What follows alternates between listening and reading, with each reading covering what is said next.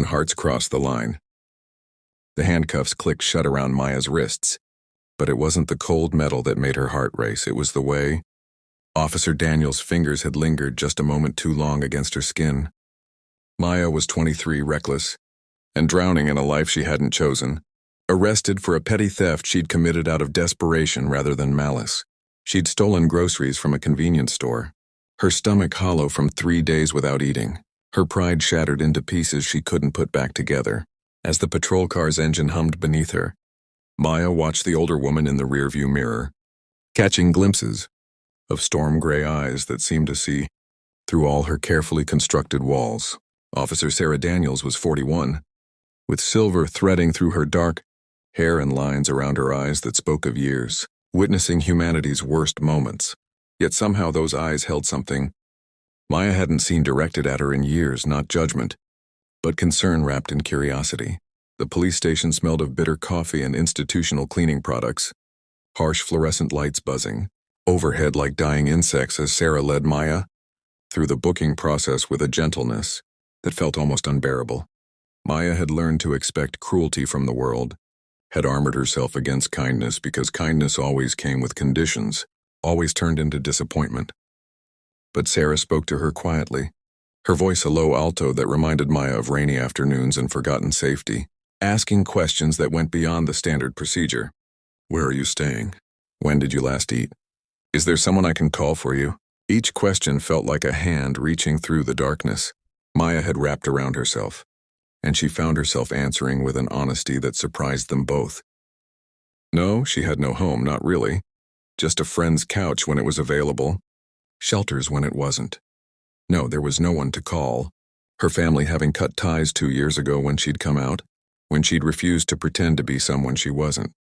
Yes, she was alone, so terribly alone that sometimes the silence felt like it was slowly suffocating her. Sarah processed the paperwork with mechanical efficiency, but her mind was elsewhere, caught on the vulnerability in those dark eyes staring at her from across the desk.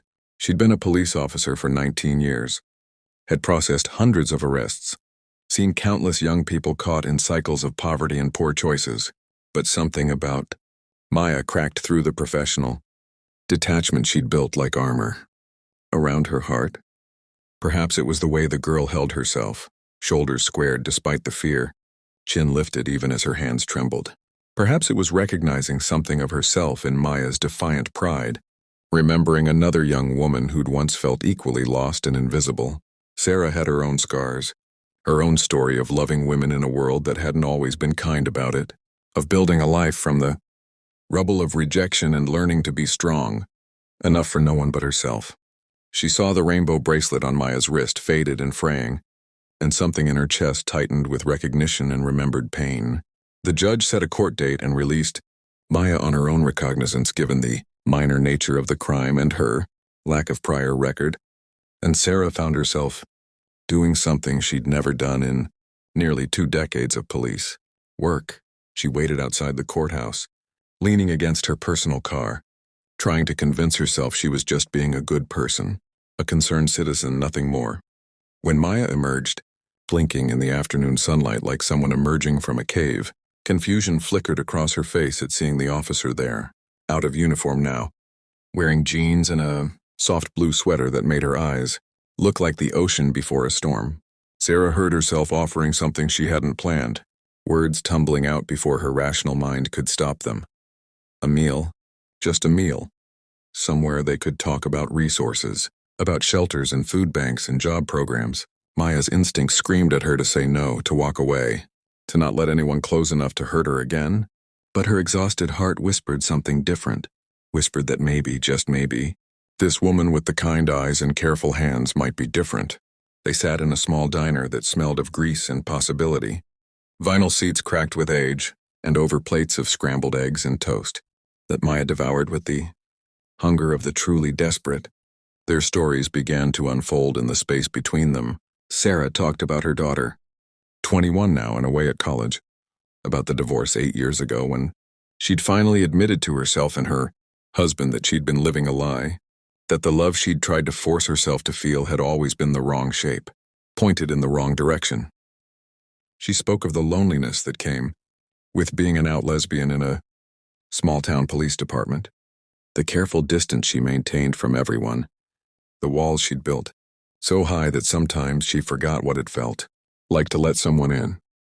Maya listened, and in the safety of Sarah's honesty, she found herself sharing things she'd kept locked away, the parents who'd called her an abomination, the friends who'd vanished when she needed them most, the slow slide into poverty when mental health struggles had cost her job after job, the shame that had become her constant companion, whispering that she was worthless, unlovable, destined to always be alone. Something shifted between them in that diner booth, some invisible thread connecting heart to heart, and when Sarah offered her spare bedroom, just temporarily, just until you get on your feet, she said, trying to keep her voice casual, Maya felt tears burning behind her eyes, because it had been so long since anyone had offered her anything that didn't come with strings attached. Moving into Sarah's small house felt like stepping into a parallel universe where safety existed, where someone cared if she came home at night, where breakfast waited on the table and clean towels appeared in the bathroom and someone asked about her day with genuine interest. Sarah helped Maya apply for jobs, sat with her through anxiety attacks, drove her to interviews, and never once made her feel like a burden. They fell into a rhythm that felt domestic and dangerous, their lives weaving together in ways that went beyond hospitality, beyond simple kindness, settling into something that felt like home but couldn't be named, not yet, not while the power dynamic between them still felt too unbalanced, too complicated.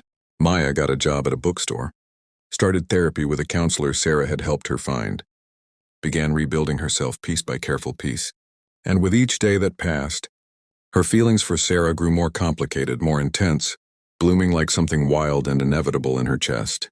She watched Sarah move through the house in the mornings, hair still damp from the shower, saw the way she was patient with everyone at work, but let her guard down at home, noticed the loneliness that shadowed her despite her strength, the way she seemed surprised whenever Maya made her coffee the way she liked it or left little notes of gratitude.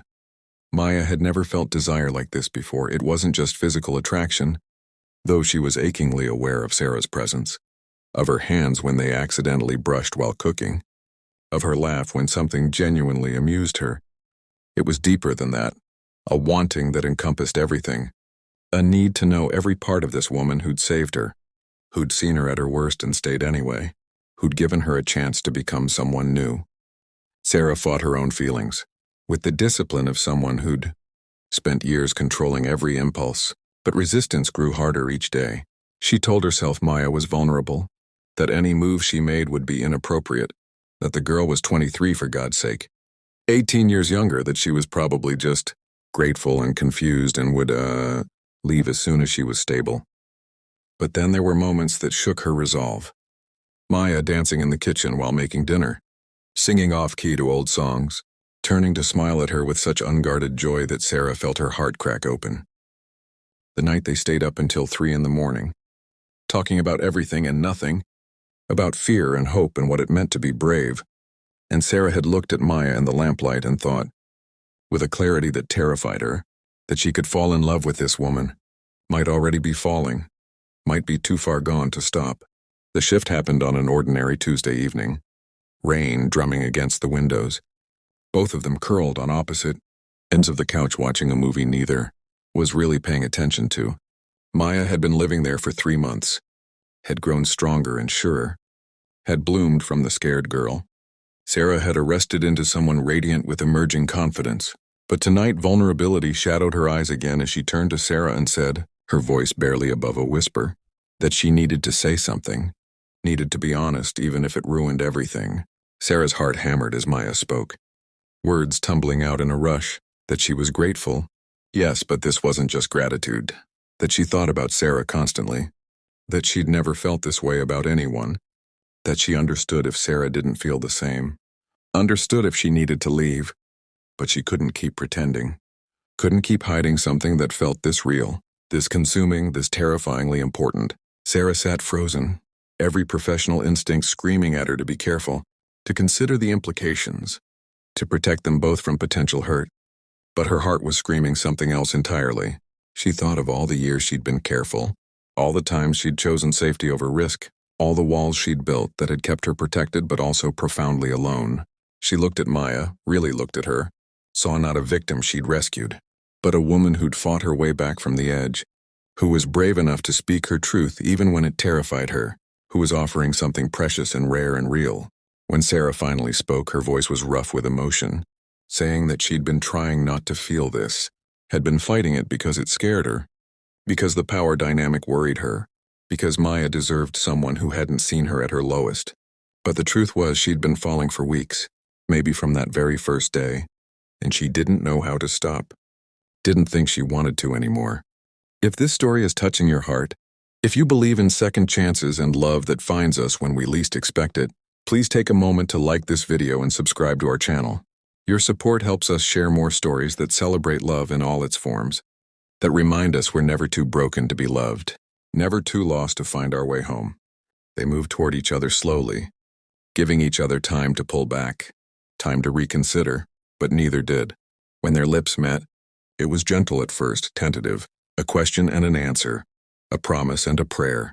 Then Maya's hands were in Sarah's hair and Sarah was pulling her closer, and the kiss deepened into something that tasted like healing and hope, like coming home after wandering lost for too long.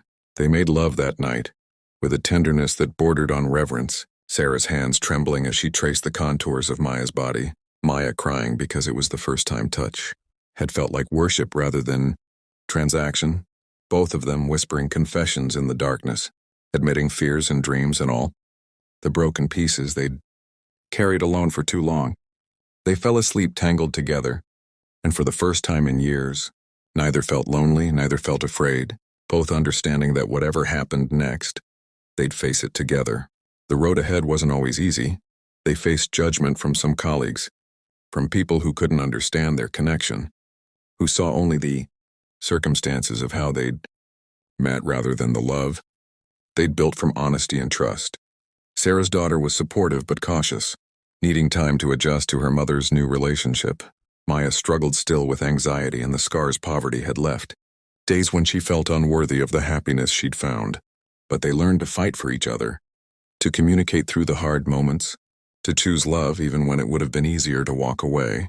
Sarah learned to let her walls down completely, to trust that love didn't have to end in loss, that opening her heart wasn't weakness but the bravest thing she'd ever done. Maya learned that she was worthy of love exactly as she was, that her past didn't define her future, that being saved by someone didn't make her less than, it made her human, made her part of the beautiful, messy cycle of people helping people, of love appearing in unexpected places, of grace we don't earn but receive anyway. Before this story ends, I want to ask something special from you. If Maya and Sarah's journey moved you, if their love reminded you that we all deserve second chances and that connection can heal even our deepest wounds, please leave a comment below sharing your thoughts or simply write, "Love wins." Your words matter, your voice matters, and together we create a community where every love story deserves to be celebrated. 2 years later, Sarah stood in her backyard, now their backyard, watching Maya laugh with friends at the small gathering they'd thrown to celebrate. Maya's acceptance into college, her decision to study social work, to help others the way she'd been helped. The girl who'd been arrested for stealing food now stood strong and radiant, speaking passionately about breaking cycles of poverty, about creating systems of care rather than punishment. Sarah felt Maya's hand slip into hers, felt the squeeze of connection, of love that had been tested and proven true, and she thought about all the unlikely moments that had led them here, about the way life sometimes writes stories we never could have imagined, about how the bravest thing we can do is stay open to love even when we're terrified, even when it arrives in forms we never expected, even when it asks us to become more than we thought we could be. And in that moment, holding hands with the woman who'd taught her that it's never too late to let someone in, never too late to choose love over fear, Sarah understood that some rules were worth breaking, that some risks were worth taking, and that the heart knows things that logic never can, that real love doesn't care about age or circumstance or how the story begins, only that two people are brave enough to write the middle and the ending together, choosing each other again and again, building something beautiful from the broken pieces they both brought to the table, creating light where there had only been darkness, finding home in each other's arms.